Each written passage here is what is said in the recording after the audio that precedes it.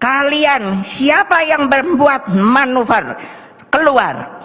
Karena apa? Tidak ada di dalam PDI Perjuangan itu yang namanya main dua kaki, main tiga kaki, melakukan manuver. Bismillahirrahmanirrahim. Assalamualaikum warahmatullahi wabarakatuh.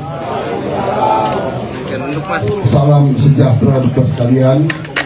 Shalom, Om Swastiastu, Namo Buddhaya, salam kebajikan. Selamat malam saudara-saudara sekalian. Baru saja Koalisi Indonesia Maju yang terdiri dari 8 partai politik, yaitu Partai Golongan Karya, Partai Amanat Nasional, Partai Demokrat, Partai Gerindra, Partai Gelora, Partai Bulan Bintang, Partai Garda Republik, dan Partai Prima, yang dihadiri lengkap oleh ketua umum masing-masing dan sekretaris jenderal masing-masing. Kita telah berembuk secara final, secara konsensus, seluruhnya sepakat mengusung Prabowo Subianto sebagai calon presiden Koalisi Indonesia Maju untuk 2024-2029 dan saudara Gibran Rakabuming Raka sebagai calon wakil presiden dari Koalisi Indonesia Maju. A few minutes later.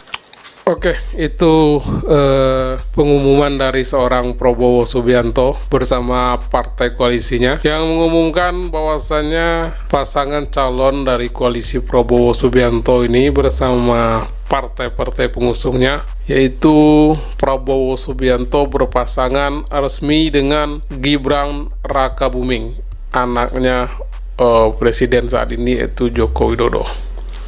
Tidak tahu apa alasan kuatnya koalisi ini begitu ngotot ya, begitu kerasnya memasangkan Prabowo dengan Gibran Rakabuming ini. Padahal kita tahu di koalisi Prabowo banyak sekali ketua-ketua partai, kader-kader partai.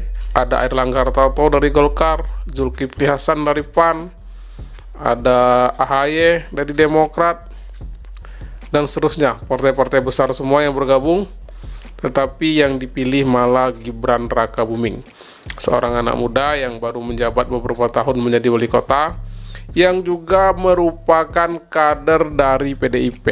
Ini cukup aneh, sebab PDIP sendiri memiliki calonnya sendiri, yaitu Ganjar yang sudah memiliki pasangan Mahfud MD.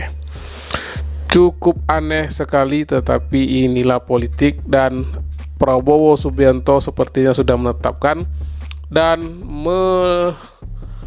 menjadikan Gibran Rakabuming sebagai cawapres 2024 yang akan berpasangan bersama dirinya. Sekali lagi, tidak ada yang tahu seperti apa sepak terjang politik. Walaupun sebenarnya Gibran sendiri sebelumnya sempat mengatakan kalau dia tetaplah memegang teguh arahan dari Ketua Umum PDIP, yaitu Megawati Soekarno Putri, karena Gibran adalah seorang kader partai yang menuruti arahan dari Ketua Umumnya itu. Saya sudah mendapat banyak sekali masukan, nasihat.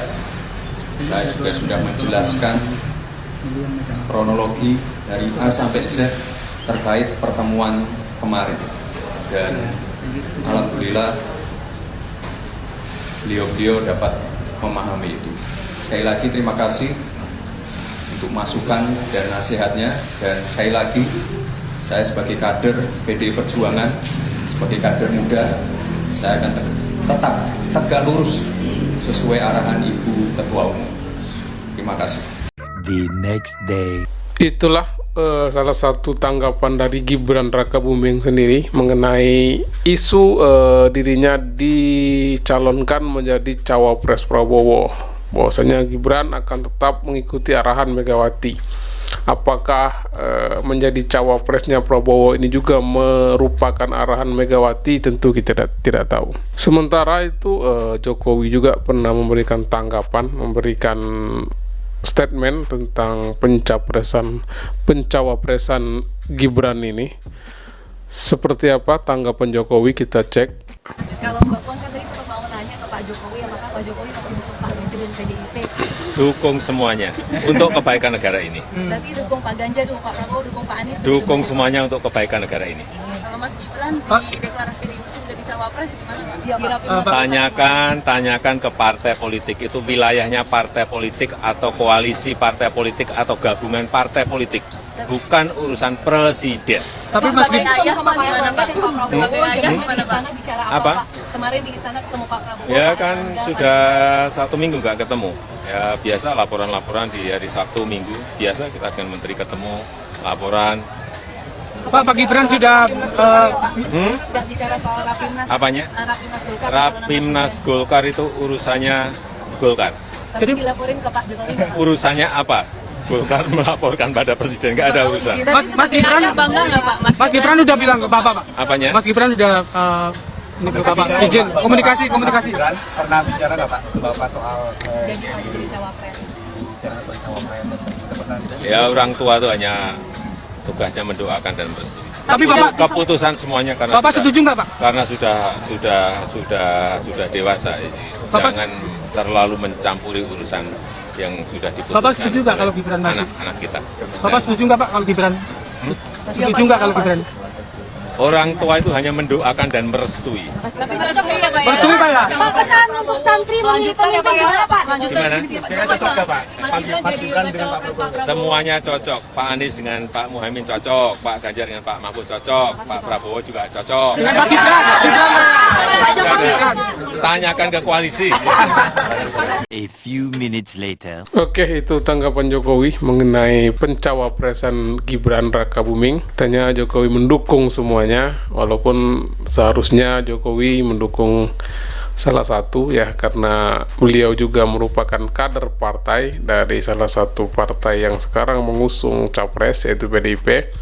Tapi jawaban diplomatis sebagai seorang negarawan dari Jokowi, sebagai seorang kepala negara, sebagai seorang presiden, dengan mendukung semua capres dan cawapres yang akan bertarung di 2024. Oke, sedikit analisa dari kami mengenai terpilihnya Gibran Rakabuming menjadi cawapres Prabowo, yang harusnya banyak kejanggalan sebenarnya, dari mulai keputusan MK yang membolehkan batas usia cawapres dengan syarat dan ketentuan ya, minimal 40 atau pernah menjabat sebagai kepala daerah, sehingga Gibran akhirnya bisa ikut serta menjadi salah satu peserta pemilu capres dan cawapres di 2024. Kita lihat seperti apa sepak terjang Prabowo dan Gibran, yang merupakan kali ketiganya seorang Prabowo menjadi seorang bakal calon presiden yang bertarung di Indonesia. Apakah akan gagal lagi, ataukah dengan dipilihnya Gibran sebagai cawapres bakal menjadi lebih solid dan Prabowo bisa menang? Oke, itu saja analisa singkat kita kali ini mengenai perpolitikan di Indonesia. Terima kasih bagi yang sudah menonton, dan sampai jumpa di video selanjutnya. Assalamualaikum warahmatullahi wabarakatuh.